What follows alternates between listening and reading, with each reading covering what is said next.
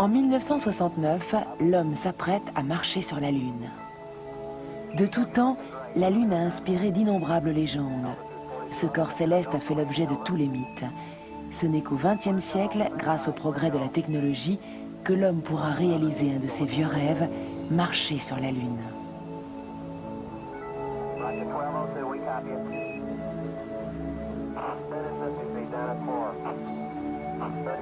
Pour que les astronautes puissent mener à bien leur expédition, il leur fallait des équipements capables de reproduire les conditions de la vie sur Terre. Ces équipements de survie leur étaient aussi indispensables que le vaisseau spatial dans lequel ils voyageaient.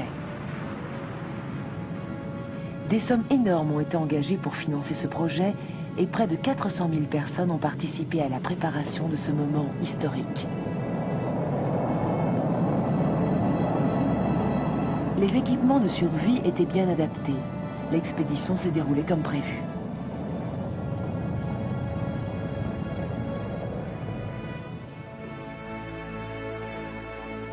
Neil Armstrong, le premier homme à marcher sur la Lune, l'a bien dit. C'est un petit pas pour l'homme, un grand pas pour l'humanité. Ce voyage sur la Lune n'a duré que 2 jours, mais il a prouvé que l'homme pouvait vivre loin de la Terre, dans un autre environnement que le sien. L'histoire de la vie sur Terre, qui a commencé il y a 4 milliards d'années, est marquée par un autre pas de géant, au moins aussi impressionnant que l'exploit du premier homme marchant sur la Lune.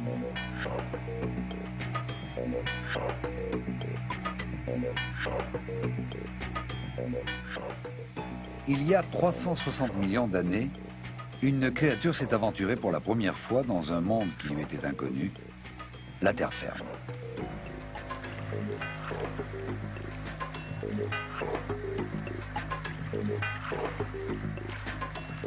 Cette créature était notre premier ancêtre terrestre, l'Ichthyostega.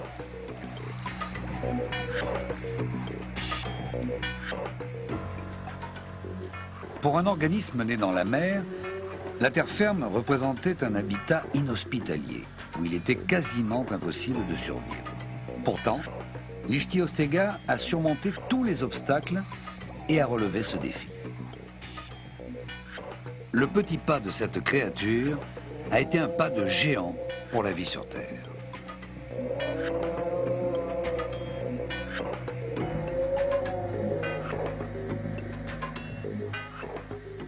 Ce premier pas avait été longuement préparé par la fascinante histoire de l'évolution des poissons qui durait depuis plus de 100 millions d'années.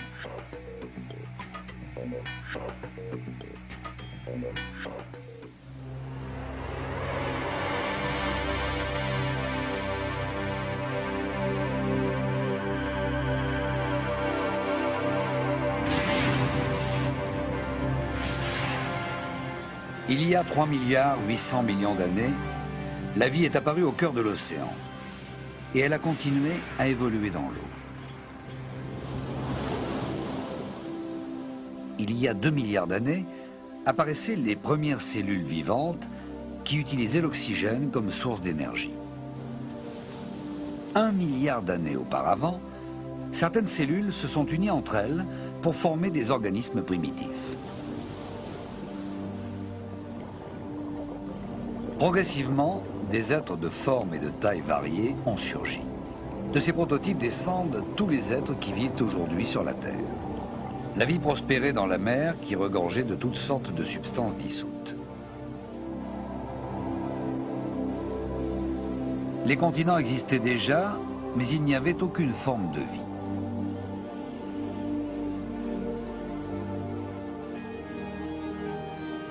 À la différence de la mer où abondaient des êtres vivants, la Terre n'était qu'une étendue désolée.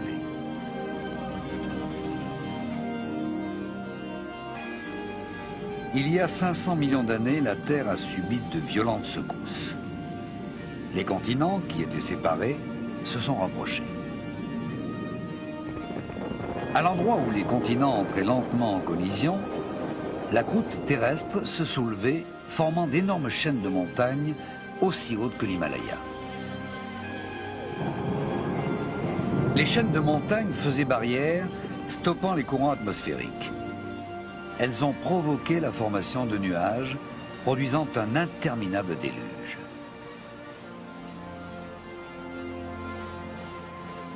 Cette pluie torrentielle a fini par creuser le flanc des montagnes et a créé de profondes vallées.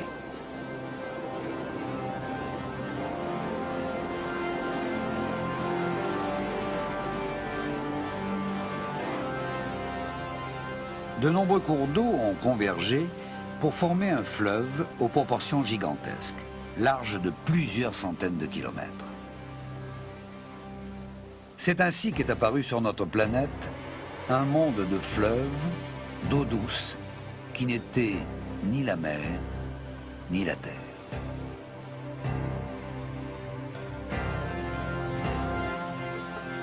Le fleuve allait jouer un rôle essentiel dans la vie de nos ancêtres poissons avant qu'ils ne sortent pour occuper la terre ferme.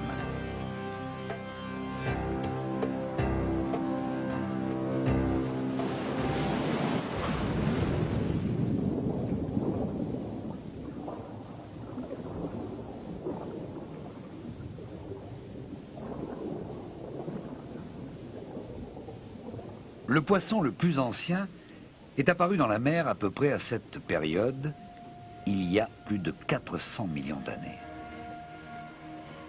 C'était un poisson très primitif, qui n'avait pas de nageoire.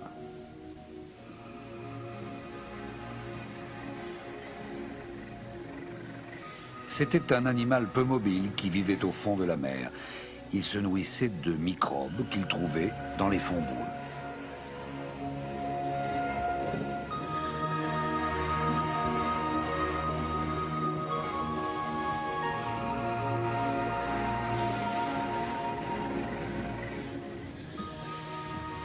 À cette époque, les nautiloïdes dominaient les mers.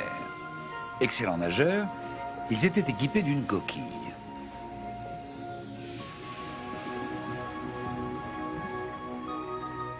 Tout comme le calmar, le nautiloïde avait de puissantes mâchoires. Il nageait très vite, c'était un prédateur féroce.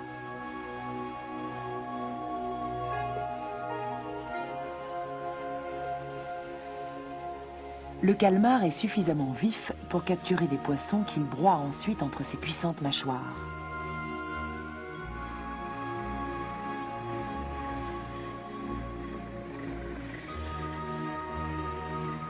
Les poissons minuscules, qui mesuraient à peine 10 cm de long, ne nageaient pas bien vite. Ils étaient des proies faciles pour les nautiloïdes.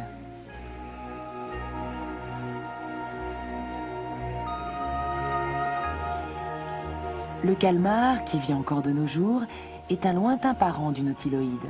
Bien qu'il n'ait pas de coquille comme son ancêtre, il nage parfaitement bien en propulsant l'eau. Nos ancêtres poissons n'étaient pas en sécurité au fond de la mer.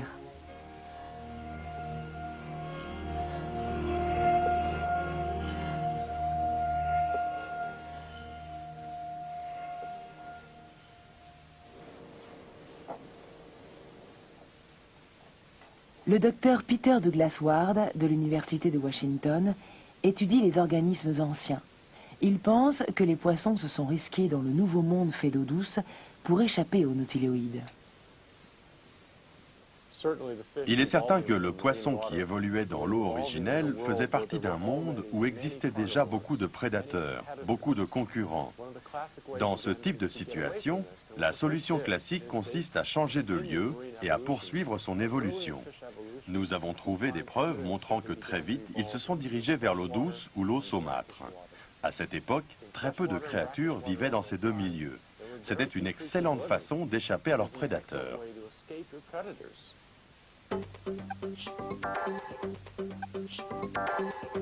Ici, un large fleuve se jette dans l'océan.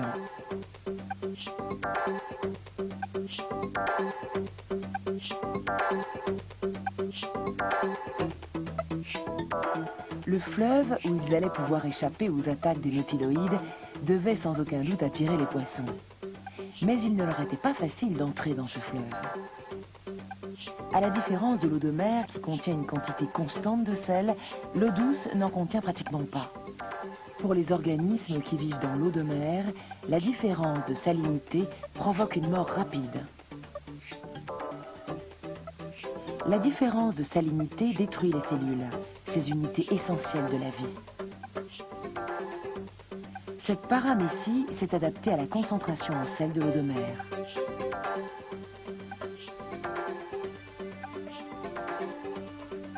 Comment réagit-elle à de l'eau sans sel?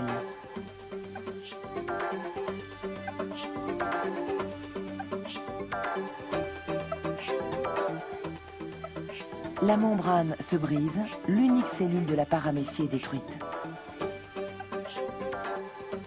L'eau douce pénètre dans la cellule à haute teneur en sel. Elle l'envahit, la fait gonfler, puis exploser.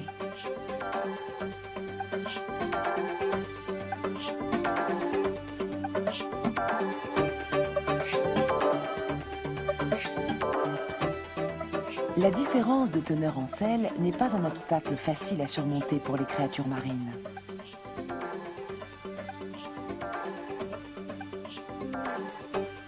L'eau douce devait être un milieu favorable pour ces poissons, mais le danger était grand.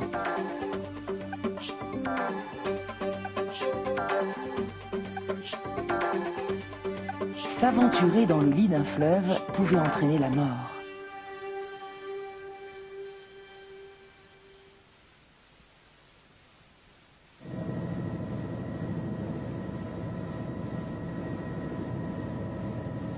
La vallée de la mort en Californie. C'est une des régions les plus arides du monde. Mais il y a 400 millions d'années, il y avait ici un très grand fleuve de plus de 500 mètres de large qui se jetait dans la mer.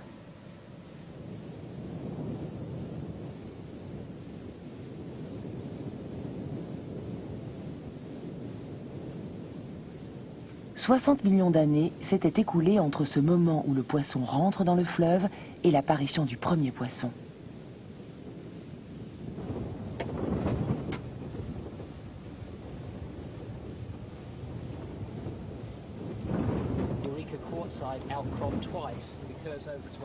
Le chercheur qui a découvert ce fossile est le docteur David Elliott de l'Université d'Arizona. C'est un spécialiste des poissons anciens. C'est là qu'ont été découverts les fossiles du premier poisson qui s'est risqué à rentrer dans de l'eau douce. Ces sédiments sont formés par les tonnes de terre et de sable déposées jadis par le fleuve qui coulait dans la vallée de la mort. C'est dans ces couches de terre que le docteur Elliott a creusé. Ceci est un lingule de la période du bas dévonien, qui fait partie de la famille des brachiopodes, des animaux marins à coquilles bivalves, caractéristiques des milieux où se mêlent eau douce et eau de mer. Sa présence indique que ces sédiments viennent sûrement d'un estuaire et d'une zone où parvenait l'eau de mer.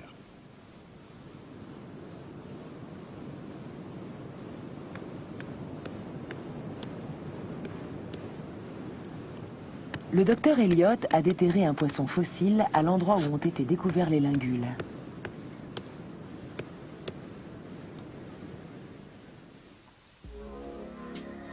Ce poisson fossile est un ptéraspis.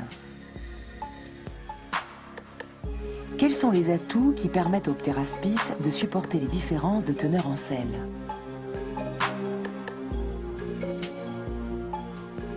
Le ptéraspis mesure environ 20 cm de long. Sa tête est protégée par une solide structure osseuse et son corps par des écailles primitives. La cuirasse osseuse et les écailles empêchent l'eau de pénétrer dans son corps. De plus, le ptéraspis a acquis à l'intérieur de son corps un mécanisme qui compense les fluctuations de la salinité. Sa cuirasse et ses écailles empêchent l'eau de passer à travers sa peau, mais en respirant à l'aide de ses ouïes, il fait inévitablement pénétrer de l'eau dans son corps. Le mécanisme acquis par le ptéraspis venait du développement de son rein, qui est devenu une pompe puissante qui pouvait prélever dans le flux sanguin l'eau devenue excédentaire. C'est grâce à ce rein qu'il a réussi à surmonter la différence de teneur en sel.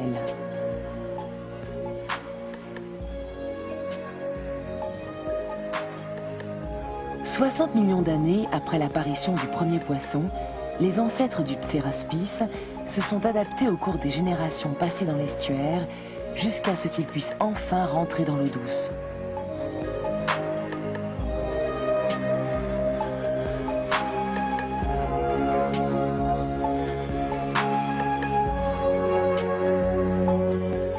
Au terme de cette évolution, le ptéraspis a eu accès à un nouveau monde.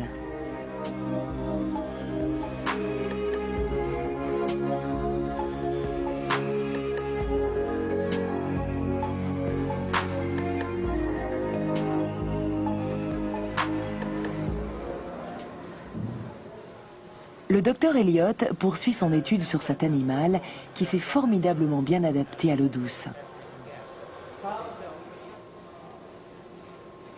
Le ptéraspis avait une forme hydrodynamique comme les poissons d'aujourd'hui. Ce devait être un très bon nageur aux formes fuselées.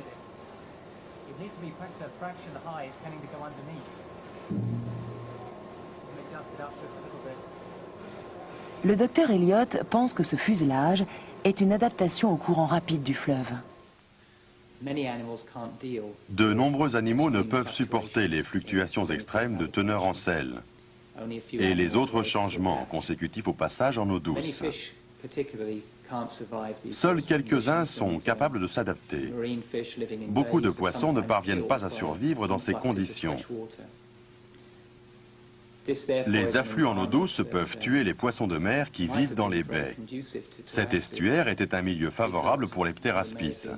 Ils y étaient hors de portée des poissons plus évolués qui auraient pu être leurs prédateurs. L'endroit devait regorger d'éléments nutritifs. C'était un excellent territoire pour se nourrir.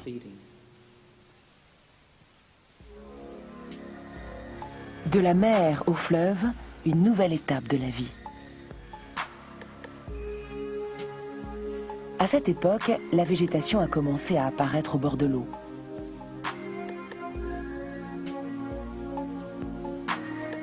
Les algues ont proliféré dans l'estuaire avant de gagner la rivière qu'elles ont fini par envahir. Certaines de ces algues ont recouvert les rochers au fond de la rivière et les premières plantes adaptées à la vie aérienne ont déployé leurs tiges au-dessus de l'eau. Des micro-organismes et des petits animaux se sont rassemblés autour de ces plantes et ont servi de nourriture aux ptéraspis. Il n'y avait pas dans le fleuve de prédateurs menaçants comme les nautiloïdes. Le fleuve était bien un havre de paix et d'abondance. L'eau douce présentait également un environnement complexe qui n'existait pas dans la mer, des courants rapides et des chutes d'eau. Parfois, l'eau du fleuve formait des lacs ou des marécages.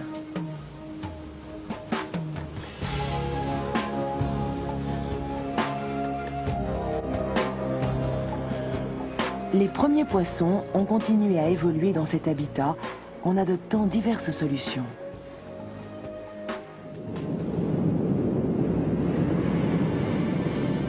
Miguasha, dans la péninsule de Gaspe, au nord-est du Canada. Il y a 400 millions d'années, cette région était située dans une zone tropicale sous l'équateur. Les fossiles des poissons qui vivaient à cette époque dans les rivières et les lacs sont maintenant enfouis dans le cirque de falaises qui domine le rivage. 22 types différents de poissons fossiles ont été découverts ici. Quand on les examine, on voit bien comment les poissons qui sont arrivés après le ptéraspis ont évolué dans l'eau douce.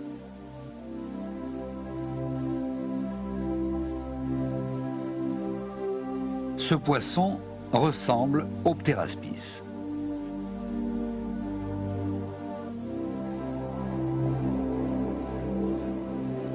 Sa tête était couverte d'une structure osseuse.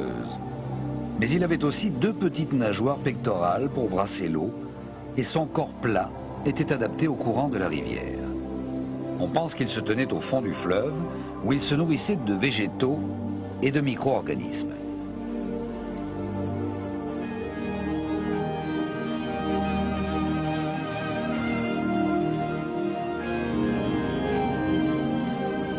La tête de ce poisson ressemble par sa forme à une carapace de tortue et une fine expansion évoquant une nageoire la prolonge vers l'arrière.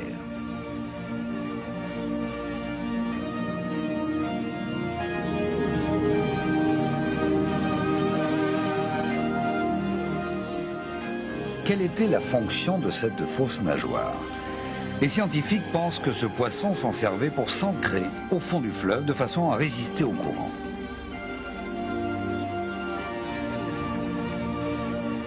Des poissons carnivores dotés de mâchoires et de dents aiguisées sont eux aussi apparus. Il n'y avait pas seulement des poissons de fond qui se nourrissaient de plantes et d'animaux microscopiques, d'autres qui devaient nager plus vite pour échapper à de nouvelles proies ont aussi commencé à évoluer. Les poissons qui avaient surmonté la différence de teneur en sel entre la mer et l'eau douce se sont mis à explorer d'autres possibilités dans leur nouveau milieu. Les couches sédimentaires hautes de 30 mètres qui forment les falaises de Miguacha portent, serties dans leur mémoire minérale, l'histoire de l'évolution des poissons pendant 20 millions d'années. On a déjà découvert ici plus de 50 espèces fossiles. Parmi elles, un poisson singulier différent de tous ceux que l'on connaissait déjà. C'est un poisson avec une épine osseuse devant la nageoire dorsale. Jusqu'alors, on avait découvert des poissons dotés de structures osseuses externes, mais aucun avec de véritables os à l'intérieur du corps. Le Chirolepis, la plus ancienne créature connue dotée d'un squelette interne fait d'os et non de cartilage. Elle est apparue il y a 390 millions d'années. Outre son squelette osseux, le Chirolepis avait aussi d'autres caractéristiques que l'on retrouve chez les poissons d'aujourd'hui. Pour mieux se diriger, il était équipé de 2 paires de nageoires, une pectorale et une pelvienne. Il avait aussi des mâchoires et des dents aiguisées pour saisir ses proies. En acquérant une vraie colonne vertébrale et d'autres os, le Chirolepis a pu développer des muscles qui lui permettaient de nager vite et en puissance.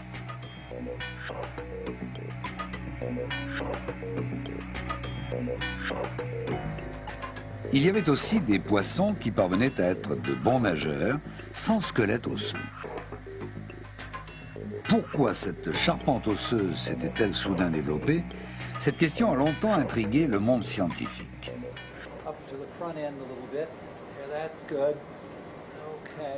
Le docteur Malcolm S. Gordon de l'Université de Californie a étudié l'évolution des poissons d'un point de vue physiologique. Le docteur Gordon pense que l'os a joué un rôle bien plus important que celui de simple levier pour les muscles de la nage. L'os s'est développé pour servir de réservoir de calcium, de phosphate et d'autres minéraux présents dans l'os. Ainsi, l'organisme les a à sa disposition. Il s'agit surtout de calcium et de magnésium qui sont essentiels au bon fonctionnement des nerfs, du muscle cardiaque et de tous les autres muscles, les muscles du squelette et les muscles lisses. La concentration du fer ou de ces substances dans le sang est cruciale pour la survie et pour l'activité des animaux.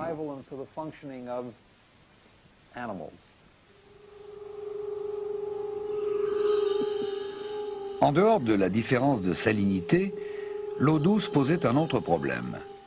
Elle ne contenait pas en quantité suffisante les minéraux essentiels au maintien de la vie. Par exemple, l'eau douce ne contient que 1/10 à 1/100 du calcium que renferme l'eau de mer.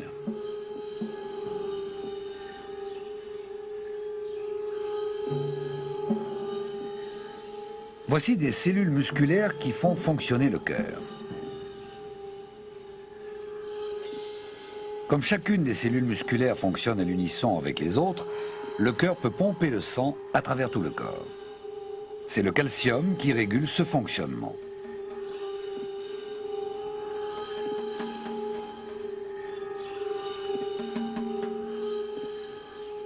Quand les cellules musculaires sont placées dans une solution qui ne contient pas de calcium, elles cessent rapidement d'être animées. La vie s'arrêterait presque instantanément sans calcium. Le docteur Gordon pense que les os se sont développés à l'intérieur du corps pour compenser le manque de calcium dans l'eau.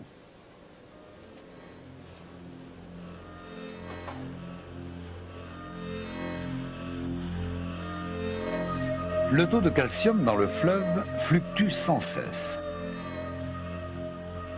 Quand le taux de calcium est élevé, l'os emmagasine des réserves. Lorsque le taux est bas, l'os libère le calcium nécessaire que le milieu naturel ne fournit plus. L'os a pour rôle de fournir un apport constant de calcium, quelles que soient les conditions extérieures.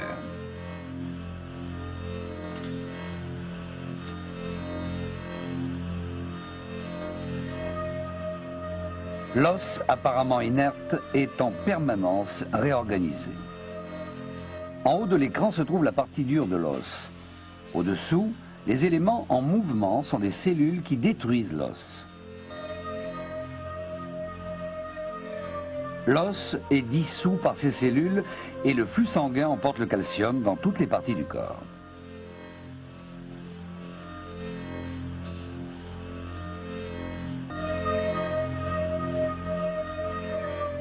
Le calcium n'est pas le seul minéral emmagasiné dans l'os. L'analyse révèle que l'os contient du magnésium, du phosphate, du soufre, du zinc, du fer et d'autres éléments essentiels à la vie.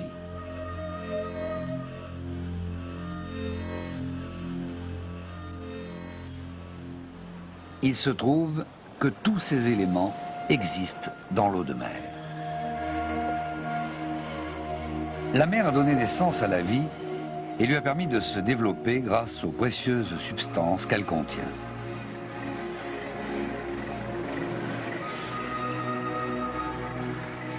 En dehors de l'eau de mer, l'os sert de réservoir à ces substances.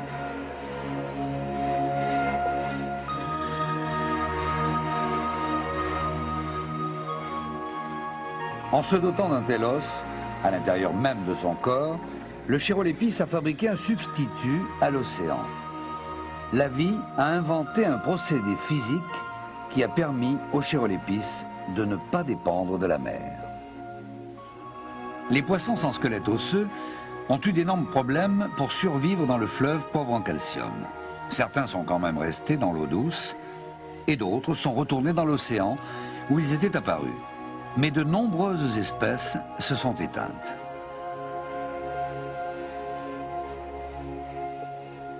Leur aptitude à se doter ou non d'un squelette osseux a été déterminant pour les poissons.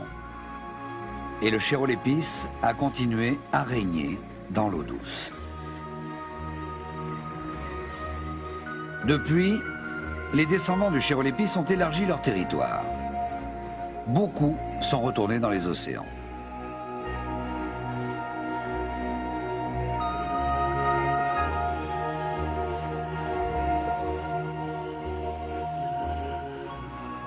Aujourd'hui, il y a des poissons dans les mers et d'autres dans les rivières. Et tous ces poissons descendent du Chéroléphis et de ses parents, adaptés à l'eau douce.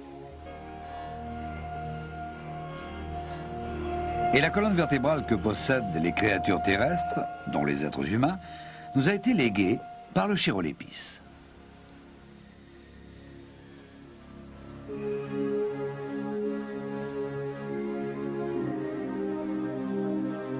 La vie a évolué au rythme de l'environnement terrestre.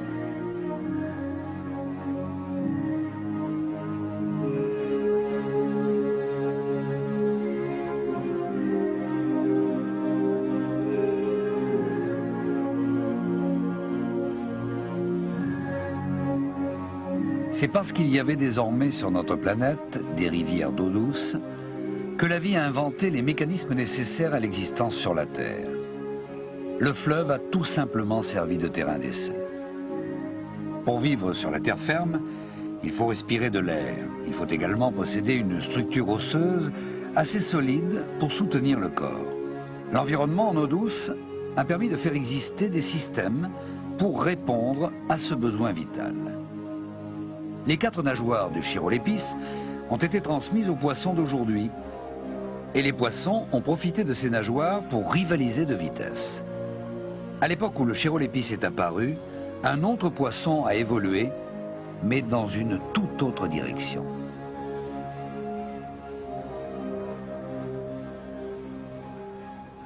Very important for understanding the evolution of the vertebrates.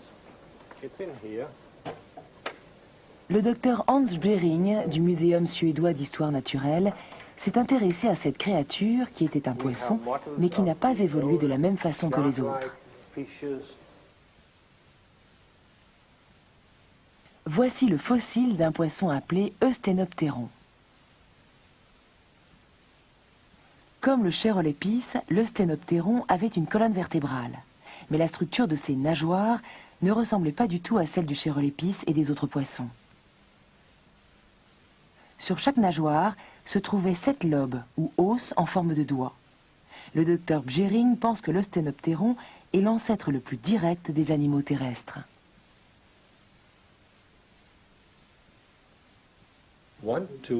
1, 2, 3, 4, 5. Vous voyez là 5 doigts, tout comme nous avons 5 doigts. Et puis il y en a un ici et un autre là, ce qui fait 7 en tout.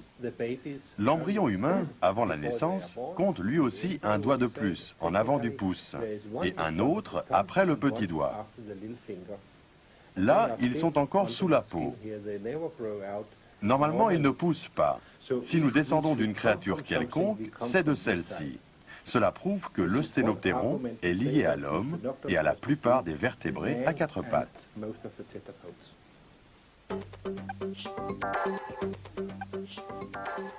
Vu de l'extérieur, l'Eusthenopteron a l'air d'un poisson ordinaire. Mais les poissons ordinaires n'ont pas un seul os dans leur nageoire. Pourquoi l'Eusthenopteron a-t-il des os si solides dans ses nageoires ? Les nageoires ont subi des modifications. L'animal rampait dans les herbes. Ce ne sont ni des bras ni des jambes, mais l'animal peut les utiliser comme des bras et des jambes. Des poissons de ce type vivent encore aujourd'hui. Je pense que certains de ces poissons vivaient au bord de l'eau, avec cette structure à l'intérieur. Ils ont utilisé ces bras et ces jambes pour atteindre la végétation sur la berge, où ils trouvaient peut-être des animaux morts dont ils auraient pu se nourrir.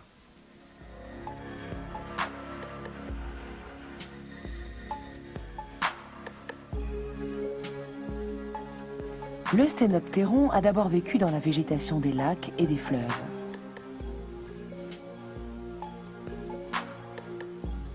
Dans un tel environnement, selon le docteur Bjering, des nageoires puissantes capables de repousser l'épaisse végétation se sont montrées plus efficaces que de fines nageoires faites pour nager mieux et plus vite. L'Eusthenopteron se cachait dans les herbes en attendant de se lancer d'un coup sur sa proie.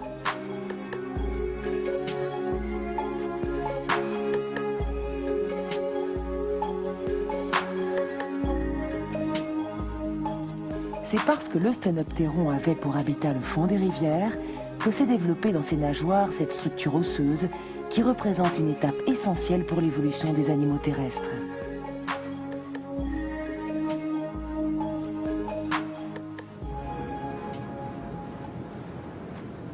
Amérique du Sud, Amazonie, forêt tropicale et humide.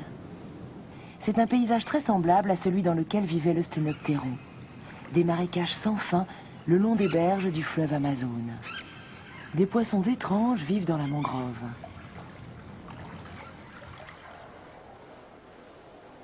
On y trouve le périophthalme enfoui dans la vase.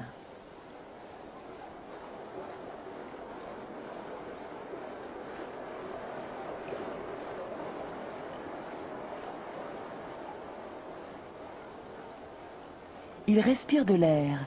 Ce poisson n'a pas seulement des branchies, mais aussi des poumons pour assimiler l'air. Il y a souvent très peu d'oxygène dans l'eau sombre et boueuse.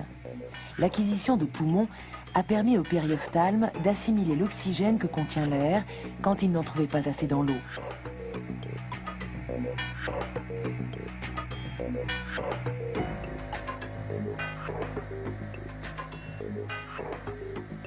Le pourrissement au fond des lacs et des rivières dans lesquels vivait l'Eusthenopteron réduisait la teneur en oxygène.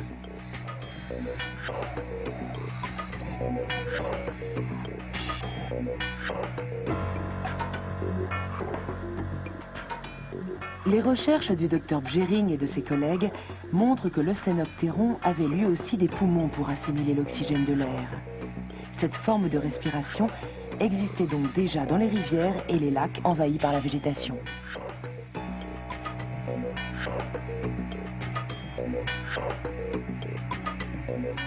L'Eusthenopteron, qui sortait la tête de l'eau pour prendre un peu d'air frais, pouvait apercevoir la terre ferme. Maintenant que la créature aquatique était équipée d'un rein, d'une structure osseuse et de poumons, la terre ferme était désormais à sa portée.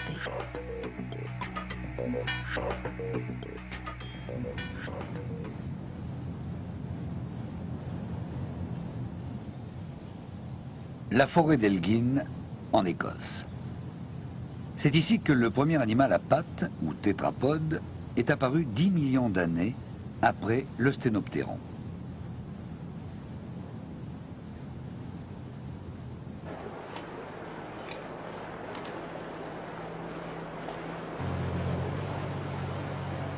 Il y a bien longtemps, cette région était couverte de marécages, comme en Amazonie.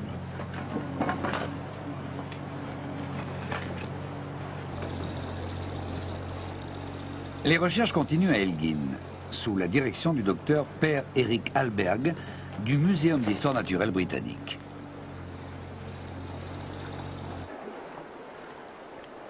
Le docteur Hallberg essaie de comprendre à quoi pouvait ressembler le plus ancien des tétrapodes, mais aussi comment et pourquoi ces nageoires sont devenues ses membres.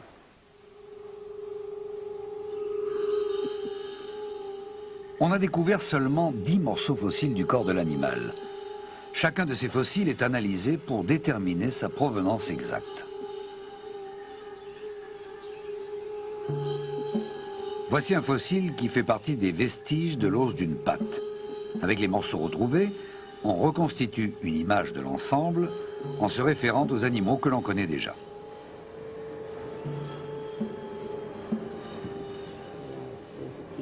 La taille et la forme du crâne peuvent être imaginées à partir de celle de l'os de la mâchoire.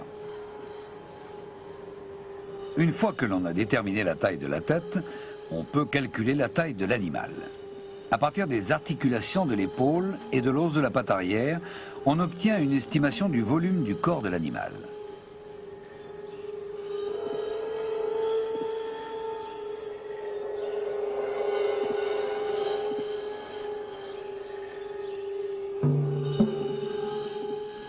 C'est ainsi qu'a été reconstitué le plus ancien des tétrapodes.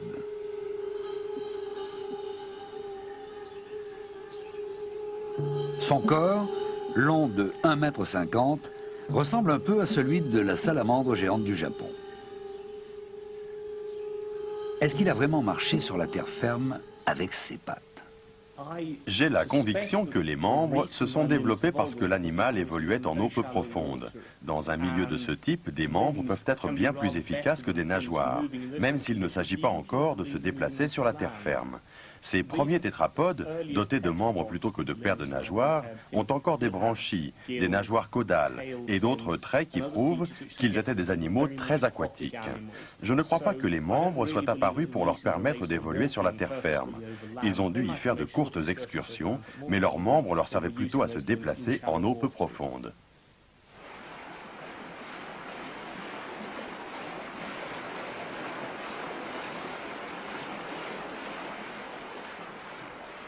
Aujourd'hui, la salamandre géante du Japon possède elle aussi 4 membres, mais passe la plupart de son temps dans l'eau. En étudiant cet animal, nous avons pu constater que lorsqu'elle évolue en eau peu profonde, il lui est plus facile de marcher à l'aide de ses membres que de nager.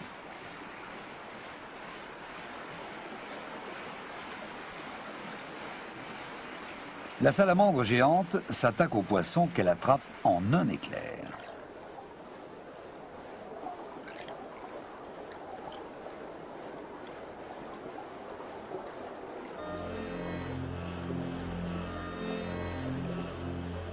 Même quand le courant de la rivière est très fort, elle plante fermement ses pattes au fond pour se déplacer.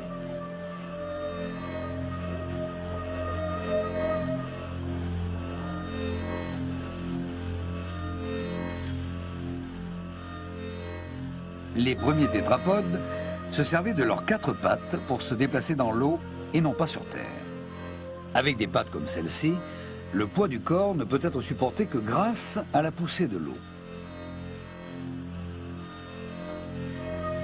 Pour sortir de l'eau et affronter directement la gravité terrestre, il faut posséder une structure osseuse beaucoup plus vigoureuse. Il y a quelques 360 millions d'années, la Terre était déjà recouverte d'une végétation luxuriante. Des arbres de plus de 10 mètres de haut, apparentés aux fougères actuelles, formaient des forêts géantes. De petits insectes vivaient dans les endroits sombres, dans les marécages et dans le sol.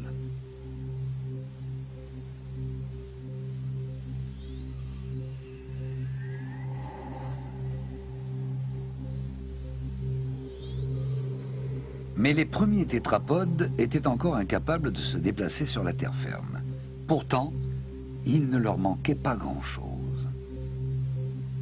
Il leur restait à surmonter un dernier obstacle, la pesanteur.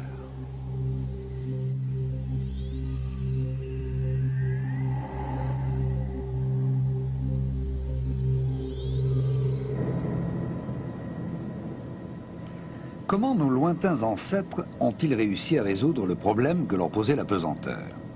On a trouvé la réponse à cette question au Groenland.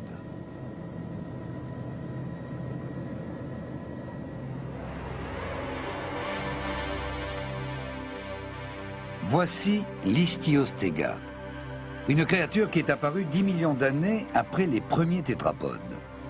À en juger par la taille de son crâne, l'animal devait mesurer plus d'1 mètre de long. On voit clairement sa colonne vertébrale et ses pattes arrière. Il a des phalanges épaisses et une forte structure osseuse. C'est le docteur Erik Jarvik qui a découvert le fossile de l'Ichthyostega.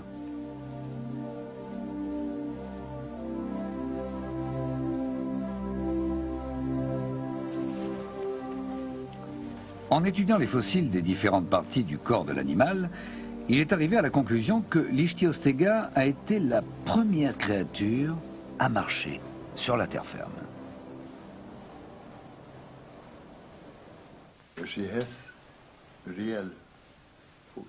Il a 4 pattes, 4 vraies pattes. Elles ont bien dû servir à quelque chose, à marcher. Les os des pattes sont forts, lourds.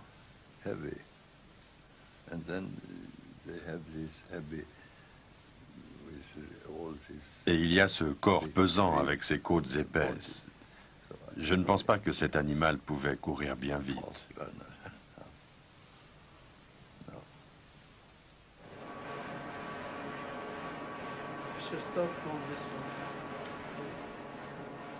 Pour en savoir plus sur la structure de l'Ichthyostega, nous avons demandé au docteur Naoki Suzuki de l'école de médecine de l'université de Jikei de l'analyser. Grâce à une nouvelle technique fondée sur l'utilisation des rayons X, l'analyse des restes fossiles du squelette de l'Ichthyostega a permis de reconstituer sa structure en 3 dimensions.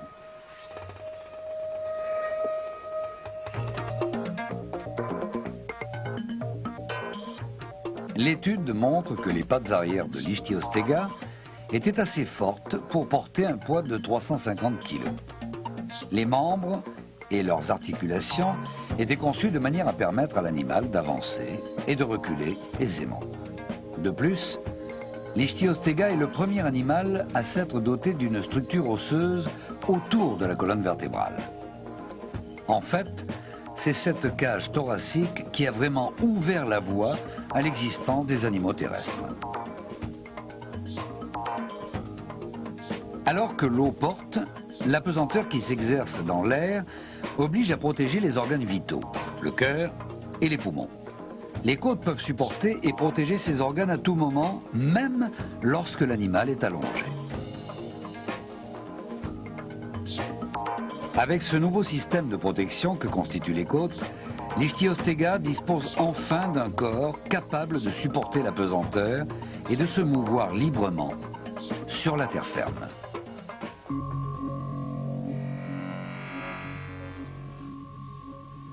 Le Groenland, qui se situe aujourd'hui dans la région polaire, se trouvait il y a 360 millions d'années au niveau de l'équateur. L'Ichthyostega vivait à cette époque. Entre les rivières et les marécages, poussaient de luxuriantes forêts.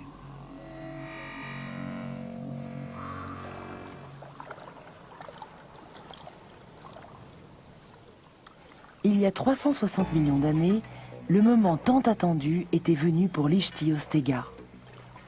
Il était équipé désormais pour s'aventurer sur la terre ferme.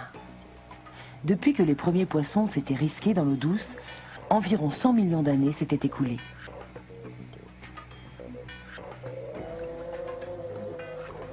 Leur adaptation à ce nouveau milieu avait fait évoluer les divers systèmes physiques et avait stimulé l'apparition des structures nécessaires à la vie terrestre. Cette évolution n'a été possible que parce que les poissons qui tentaient de vivre dans les rivières et les lacs sont parvenus à surmonter un à un tous les obstacles qui se présentaient à eux. La patiente évolution de l'Ichthyostega lui a permis de se hisser sur la terre ferme où tout est plus lourd.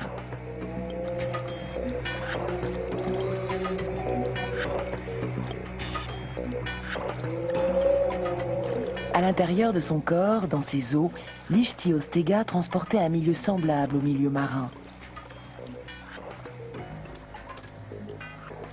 De la mer au fleuve, du fleuve à la terre ferme, la vie qui depuis 100 millions d'années se développait hors du milieu marin avait enfin acquis les conditions nécessaires pour conquérir la Terre.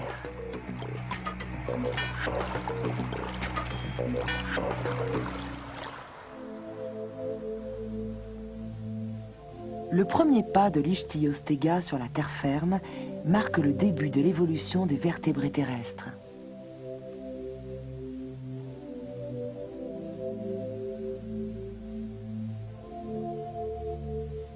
Amphibiens, reptiles, oiseaux, mammifères, humains. Aujourd'hui, la vie abonde, non seulement dans la mer, mais sur la terre ferme et dans le ciel.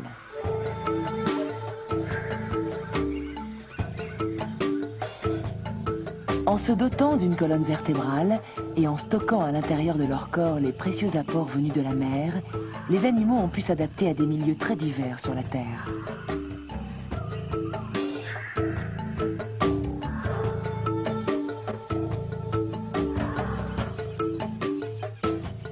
Le futur être humain, pendant sa vie embryonnaire, revit ce même processus de l'évolution qui a guidé la vie de la mer à la Terre. Pour le fœtus, le placenta est l'équivalent de l'océan nourricier. Très tôt, on voit apparaître des sortes de branchies.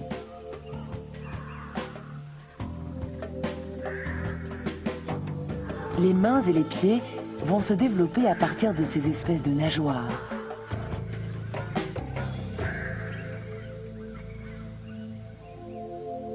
Peu à peu, les nageoires se divisent pour former 5 doigts et des orteils distincts.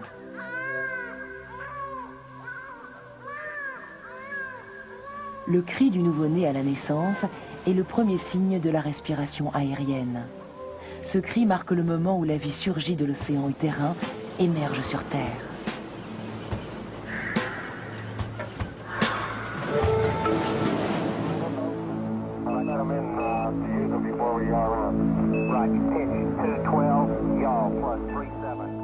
L'homme moderne, descendant de l'Ichthyostega, possède-t-il lui aussi cette force mystérieuse qui l'a poussé à défier l'inconnu? Les premiers pas des vertébrés terrestres nous ont démontré la puissance de la vie et la diversité des moyens qui lui permettent d'évoluer. Ils nous rappellent que toute vie est issue de l'océan nourricier.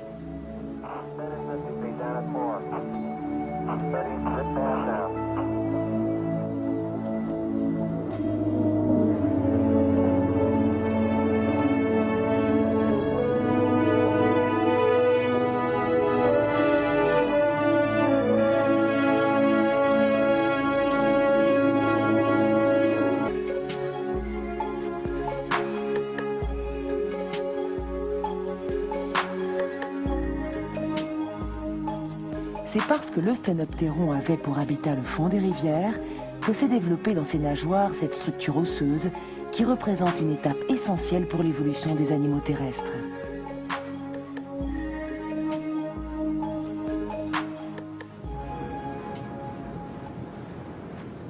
Amérique du Sud, Amazonie, forêt tropicale et humide. C'est un paysage très semblable à celui dans lequel vivait l'Eusthenoptéron. Des marécages sans fin le long des berges du fleuve Amazone. des poissons étranges vivent dans la mangrove.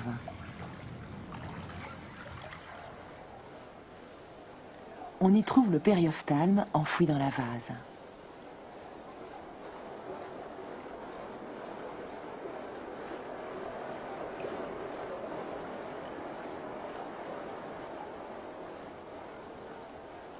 Il respire de l'air.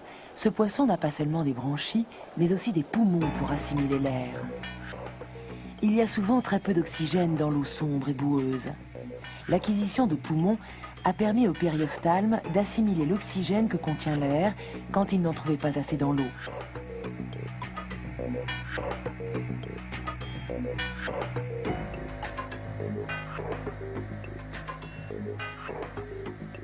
Le pourrissement au fond des lacs et des rivières dans lesquels vivait l'Osténoptéron réduisait la teneur en oxygène.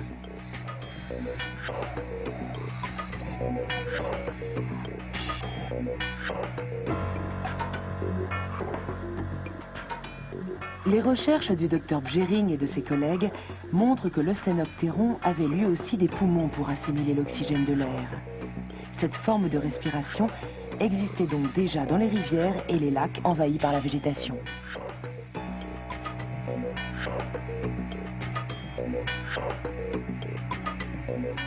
L'Osténoptéron, qui sortait la tête de l'eau pour prendre un peu d'air frais, pouvait apercevoir la terre ferme. Maintenant que la créature aquatique était équipée d'un rein, d'une structure osseuse et de poumons, la terre ferme était désormais à sa portée.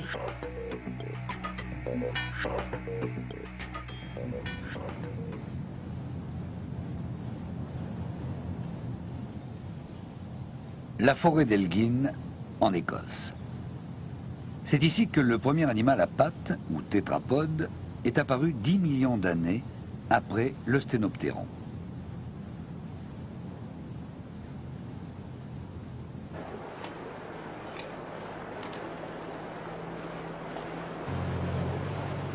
Animaux terrestres. Alors que l'eau porte, la pesanteur qui s'exerce dans l'air oblige à protéger les organes vitaux, le cœur et les poumons. Les côtes peuvent supporter et protéger ces organes à tout moment, même lorsque l'animal est allongé. Avec ce nouveau système de protection que constituent les côtes, l'Ichthyostega dispose enfin d'un corps capable de supporter la pesanteur et de se mouvoir librement sur la terre ferme.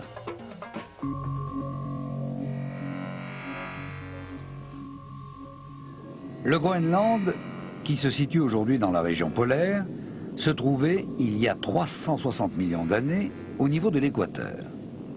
L'Ichthyostega vivait à cette époque.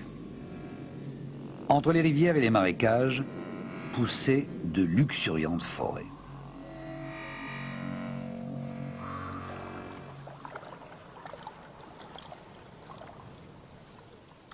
Il y a 360 millions d'années, le moment tant attendu était venu pour l'Ichthyostega.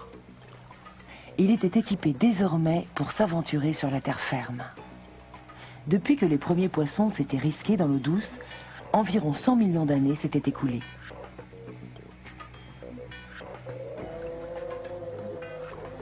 Leur adaptation à ce nouveau milieu avait fait évoluer les divers systèmes physiques et avait stimulé l'apparition des structures nécessaires à la vie terrestre. Cette évolution n'a été possible que parce que les poissons qui tentaient de vivre dans les rivières et les lacs sont parvenus à surmonter un à un tous les obstacles qui se présentaient à eux. La patiente évolution de l'Ichthyostega lui a permis de se hisser sur la terre ferme où tout est plus lourd.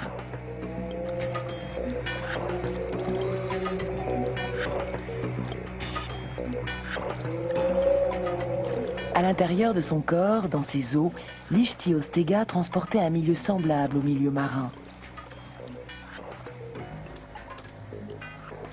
De la mer au fleuve, du fleuve à la terre ferme, la vie qui depuis 100 millions d'années se développait hors du milieu marin avait enfin acquis les conditions nécessaires pour conquérir la Terre.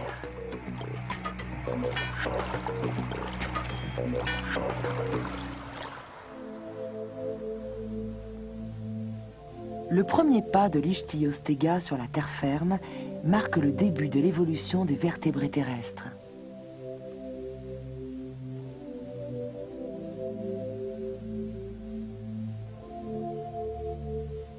Amphibiens, reptiles, oiseaux, mammifères, humains. Aujourd'hui, la vie abonde, non seulement dans la mer, sur de la salinité. Sa cuirasse et ses écailles empêchent l'eau de passer à travers sa peau, mais en respirant à l'aide de ses ouïes, il fait inévitablement pénétrer de l'eau dans son corps. Le mécanisme acquis par le ptéraspis venait du développement de son rein, qui est devenu une pompe puissante qui pouvait prélever dans le flux sanguin l'eau devenue excédentaire. C'est grâce à ce rein qu'il a réussi à surmonter la différence de teneur en sel.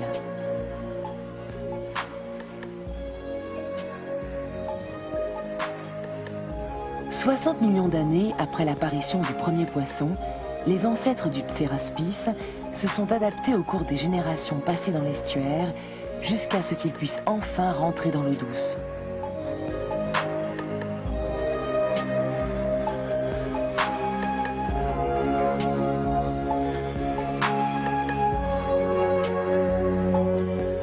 Au terme de cette évolution, le ptéraspis a eu accès à un nouveau monde.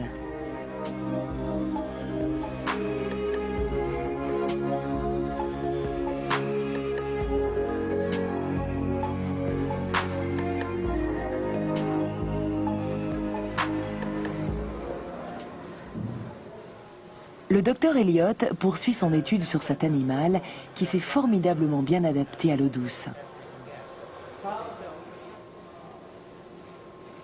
Le ptéraspis avait une forme hydrodynamique comme les poissons d'aujourd'hui. Ce devait être un très bon nageur aux formes fuselées.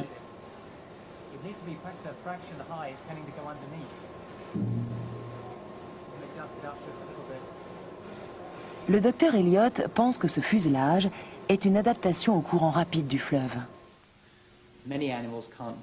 De nombreux animaux ne peuvent supporter les fluctuations extrêmes de teneur en sel et les autres changements consécutifs au passage en eau douce. Seuls quelques-uns sont capables de s'adapter. Beaucoup de poissons ne parviennent pas à survivre dans ces conditions. Les afflux en eau douce peuvent tuer les poissons de mer qui vivent dans les baies. Cet estuaire était un milieu favorable pour les ptéraspis. Ils y étaient hors de portée des poissons plus évolués qui auraient pu être leurs prédateurs. L'endroit devait regorger d'éléments nutritifs. C'était un excellent territoire pour se nourrir.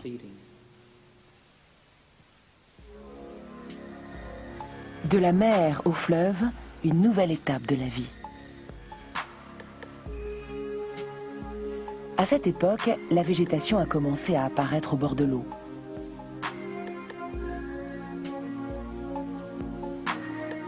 Les algues ont proliféré dans l'estuaire avant de gagner la rivière qu'elle a.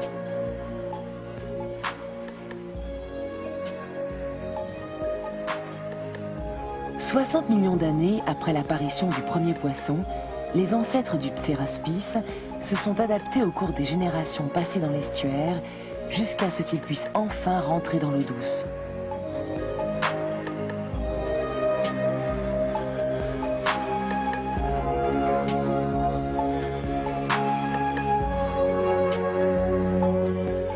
Au terme de cette évolution, le ptéraspis a eu accès à un nouveau monde.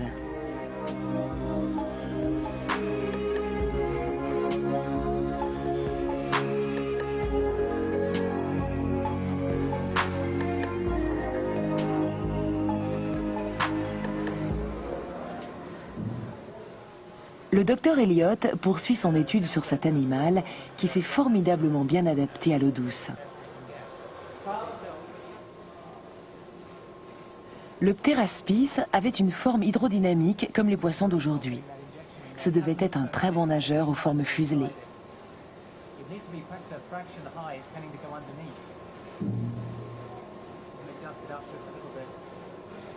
Le docteur Elliott pense que ce fuselage est une adaptation au courant rapide du fleuve. De nombreux animaux ne peuvent supporter les fluctuations extrêmes de teneur en sel et les autres changements consécutifs au passage en eau douce. Seuls quelques-uns sont capables de s'adapter. Beaucoup de poissons ne parviennent pas à survivre dans ces conditions. Les afflux en eau douce peuvent tuer les poissons de mer qui vivent dans les baies. Cet estuaire était un milieu favorable pour les pteraspis. Ils y étaient hors de portée des poissons plus évolués qui auraient pu être leurs prédateurs. L'endroit devait regorger d'éléments nutritifs. C'était un excellent territoire pour se nourrir.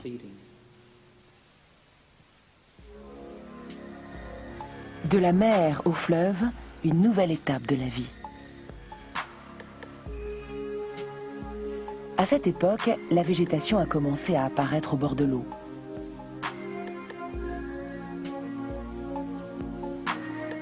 Les algues ont proliféré dans l'estuaire avant de gagner la rivière qu'elles ont fini par envahir.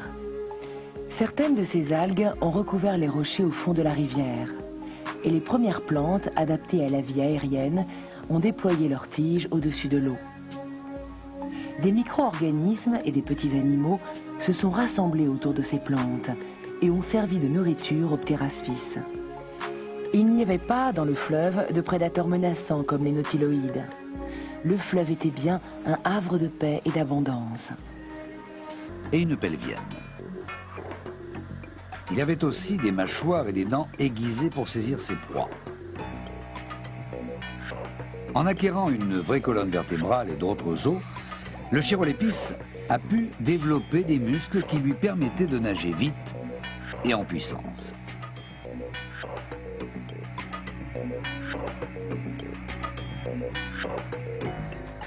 Il y avait aussi des poissons qui parvenaient à être de bons nageurs sans squelette osseux. Pourquoi cette charpente osseuse s'était-elle soudain développée? Cette question a longtemps intrigué le monde scientifique.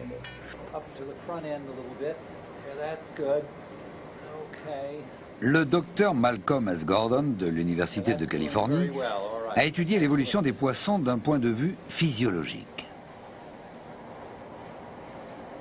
Le docteur Gordon pense que l'os a joué un rôle bien plus important que celui de simple levier pour les muscles de la nage.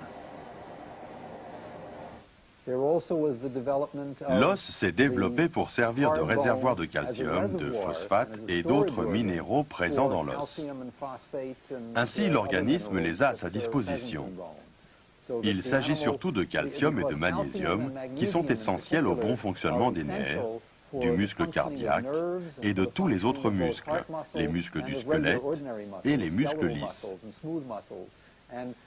La concentration du fer ou de ces substances dans le sang est cruciale pour la survie et pour l'activité des animaux.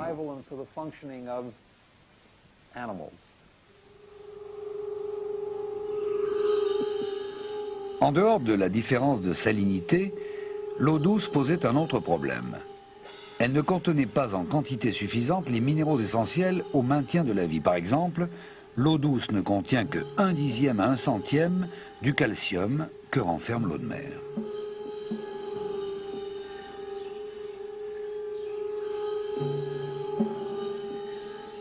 Voici des cellules musculaires qui font fonctionner le cœur. Comme chacune des cellules musculaires fonctionne à l'unisson avec les autres, le cœur peut pomper le sang à travers tout le corps. C'est le calcium qui régule ce fonctionnement.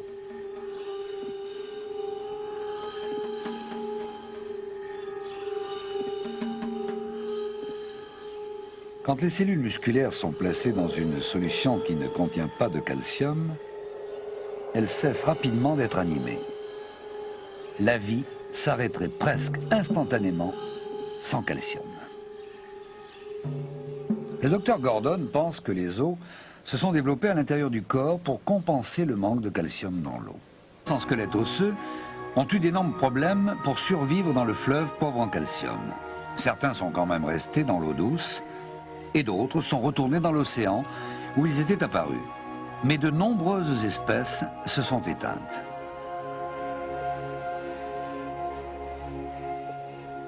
Leur aptitude à se doter ou non d'un squelette osseux a été déterminant pour les poissons. Et le Chirolepis a continué à régner dans l'eau douce. Depuis, les descendants du Chéroléphis ont élargi leur territoire. Beaucoup sont retournés dans les océans.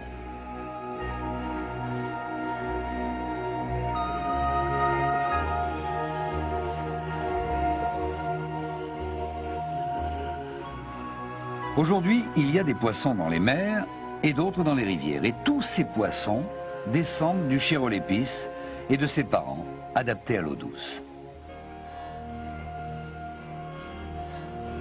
Et la colonne vertébrale que possèdent les créatures terrestres, dont les êtres humains, nous a été léguée par le Chéroléphis.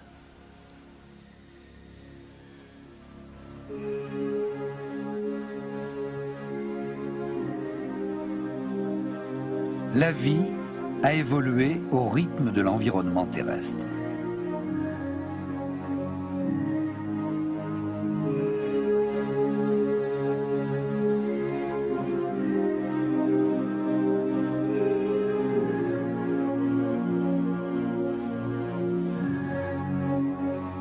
C'est parce qu'il y avait désormais sur notre planète des rivières d'eau douce que la vie a inventé les mécanismes nécessaires à l'existence sur la Terre.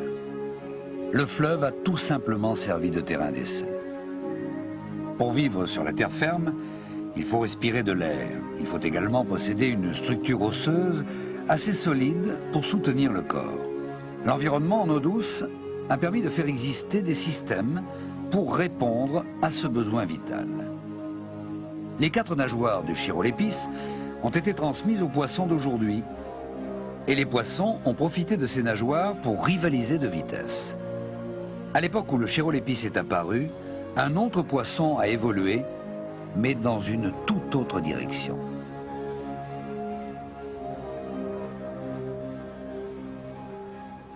Very important for understanding the evolution of the vertebrates. It's in here. Le docteur Hans Behring du Muséum suédois d'histoire naturelle s'est intéressé à cette créature qui était un poisson, mais qui n'a pas évolué de la même façon que les autres.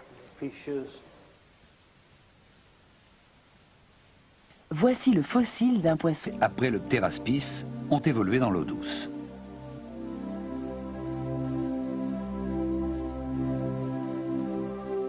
Ce poisson ressemble au Pteraspis.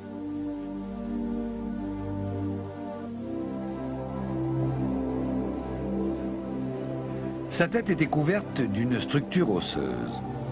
Mais il avait aussi 2 petites nageoires pectorales pour brasser l'eau, et son corps plat était adapté au courant de la rivière. On pense qu'il se tenait au fond du fleuve, où il se nourrissait de végétaux et de micro-organismes.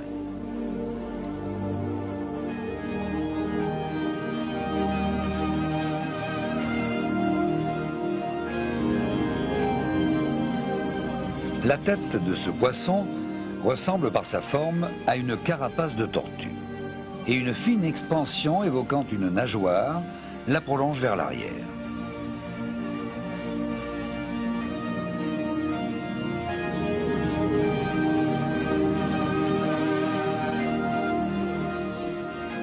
Quelle était la fonction de cette fausse nageoire? Les scientifiques pensent que ce poisson s'en servait pour s'ancrer au fond du fleuve de façon à résister au courant.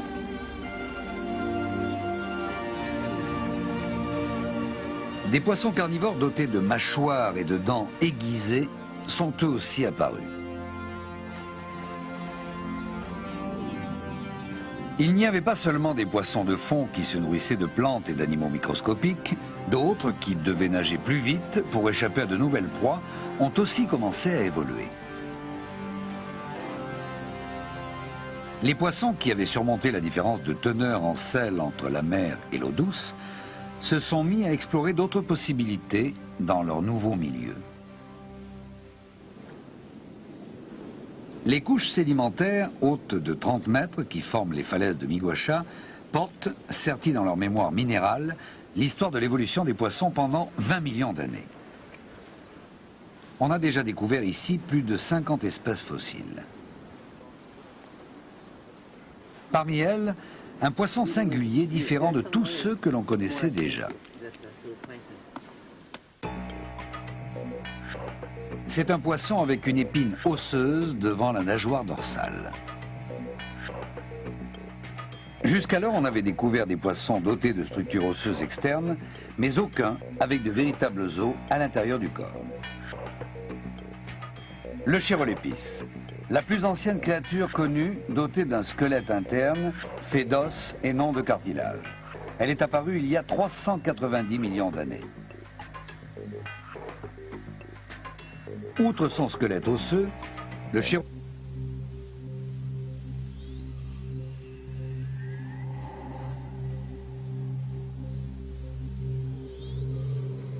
Mais les premiers tétrapodes étaient encore incapables de se déplacer sur la terre ferme. Pourtant, il ne leur manquait pas grand-chose. Il leur restait à surmonter un dernier obstacle, la pesanteur.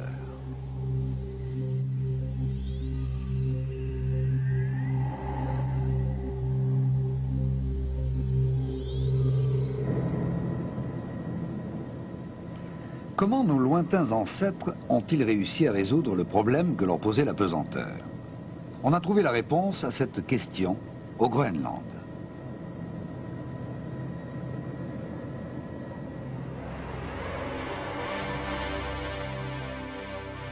Voici l'Ichthyostega, une créature qui est apparue 10 millions d'années après les premiers tétrapodes.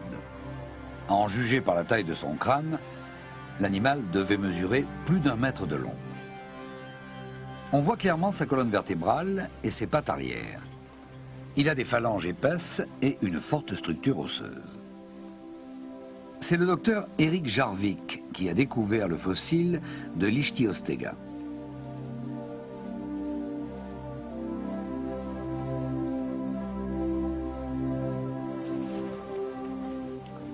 En étudiant les fossiles des différentes parties du corps de l'animal, il est arrivé à la conclusion que l'Ichthyostega a été la première créature à marcher sur la terre ferme.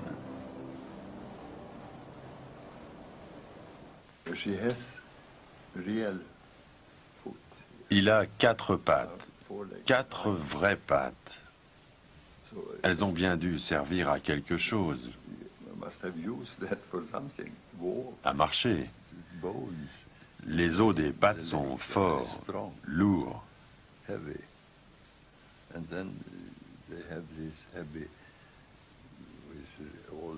Et il y a ce corps pesant avec ses côtes épaisses. Je ne pense pas que cet animal pouvait courir bien vite.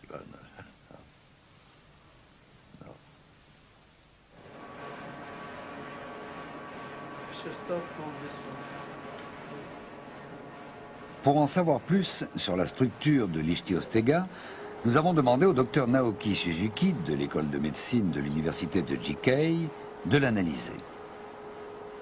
Grâce à une nouvelle technique fondée sur l'utilisation des rayons X, l'analyse des restes fossiles du squelette de l'Ichthyostega a permis de reconstituer sa structure en 3 dimensions. La pente osseuse s'était-elle soudain développée?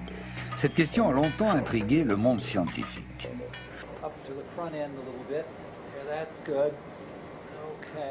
Le docteur Malcolm S. Gordon de l'Université de Californie a étudié l'évolution des poissons d'un point de vue physiologique. Le docteur Gordon pense que l'os a joué un rôle bien plus important que celui de simple levier pour les muscles de la nage. L'os s'est développé pour servir de réservoir de calcium, de phosphate et d'autres minéraux présents dans l'os. Ainsi, l'organisme les a à sa disposition. Il s'agit surtout de calcium et de magnésium qui sont essentiels au bon fonctionnement des nerfs, du muscle cardiaque et de tous les autres muscles, les muscles du squelette et les muscles lisses. La concentration du fer ou de ces substances dans le sang est cruciale pour la survie et pour l'activité des animaux.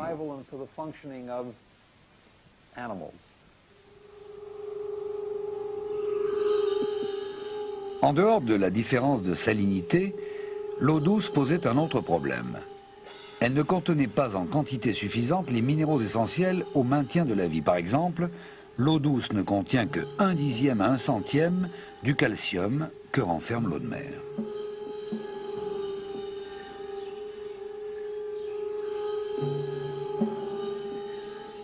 Voici des cellules musculaires qui font fonctionner le cœur. Comme chacune des cellules musculaires fonctionne à l'unisson avec les autres, le cœur peut pomper le sang à travers tout le corps. C'est le calcium qui régule ce fonctionnement.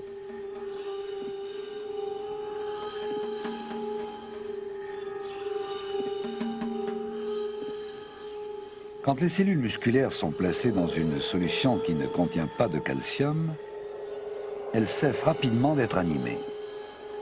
La vie s'arrêterait presque instantanément sans calcium. Le docteur Gordon pense que les os se sont développés à l'intérieur du corps pour compenser le manque de calcium dans l'eau.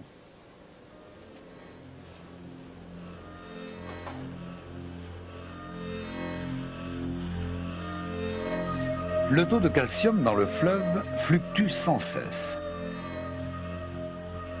Quand le taux de calcium est élevé, l'os emmagasine des réserves. Lorsque le taux est bas, l'os libère le calcium nécessaire que le milieu naturel ne fournit plus. L'os a pour rôle de fournir un apport constant de calcium, quelles que soient les conditions extérieures.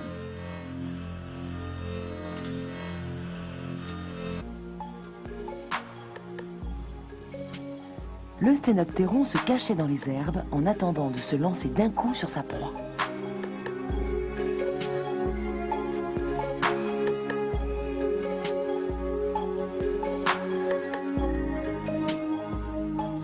C'est parce que le sténoptéron avait pour habitat le fond des rivières que s'est développée dans ses nageoires cette structure osseuse qui représente une étape essentielle pour l'évolution des animaux terrestres.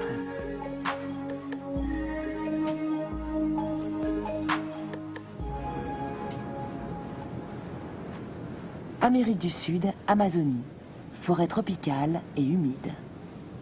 C'est un paysage très semblable à celui dans lequel vivait le sténoptéron. Des marécages sans fin le long des berges du fleuve Amazone. Des poissons étranges vivent dans la mangrove.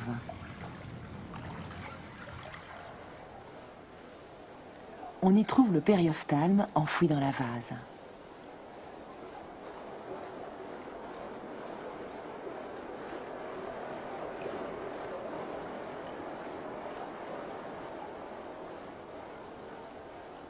Il respire de l'air. Ce poisson n'a pas seulement des branchies, mais aussi des poumons pour assimiler l'air. Il y a souvent très peu d'oxygène dans l'eau sombre et boueuse. L'acquisition de poumons a permis au périophthalme d'assimiler l'oxygène que contient l'air quand il n'en trouvait pas assez dans l'eau.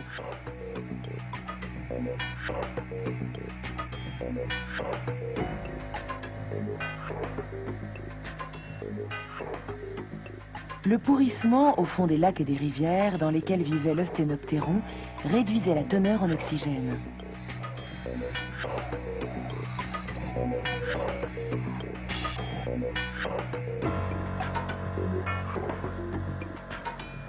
Les recherches du docteur Bjering et de ses collègues montrent que le sténoptéron avait lui aussi des poumons pour assimiler l'oxygène de l'air. Cette forme de respiration existait donc déjà dans les rivières et les lacs envahis par la végétation.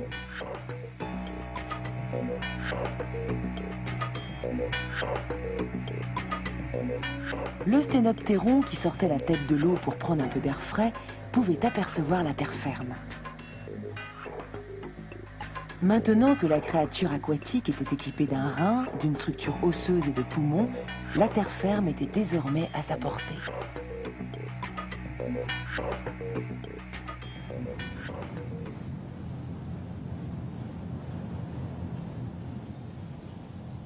La forêt d'Elgin, en Écosse. C'est ici que le premier animal à pattes, ou tétrapode, est apparu 10 millions d'années après le sténoptéron. C'est ainsi qu'a été reconstitué le plus ancien des tétrapodes.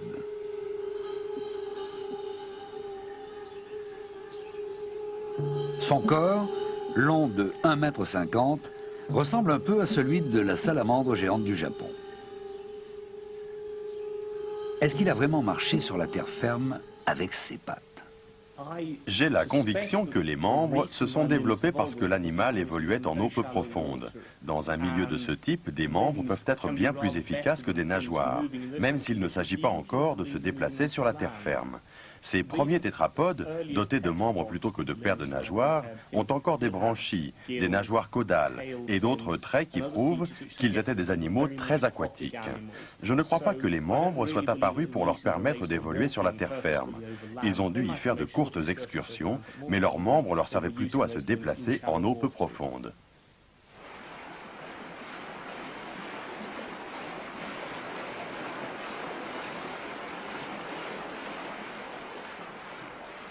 Aujourd'hui, la salamandre géante du Japon possède elle aussi 4 membres, mais passe la plupart de son temps dans l'eau.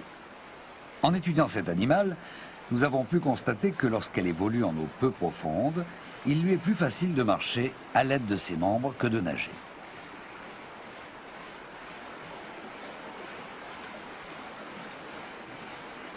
La salamandre géante s'attaque aux poissons qu'elle attrape en un éclair.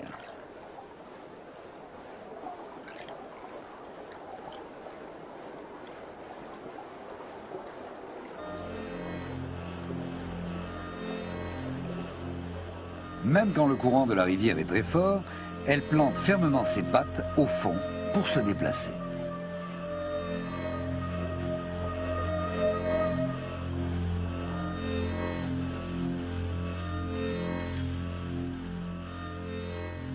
Les premiers tétrapodes se servaient de leurs 4 pattes pour se déplacer dans l'eau et non pas sur terre. Avec des pattes comme celle-ci, le poids du corps ne peut être supporté que grâce à la poussée de l'eau. Pour sortir de l'eau et affronter directement la gravité terrestre, il faut posséder une structure osseuse beaucoup plus vigoureuse. Il y a quelques 360 millions d'années, la Terre était déjà recouverte d'une végétation luxuriante. Des arbres de plus de 10 mètres de haut, apparentés aux fougères actuelles, formaient des forêts géantes. De petits insectes vivaient dans les endroits sombres, dans les marécages et dans le sol.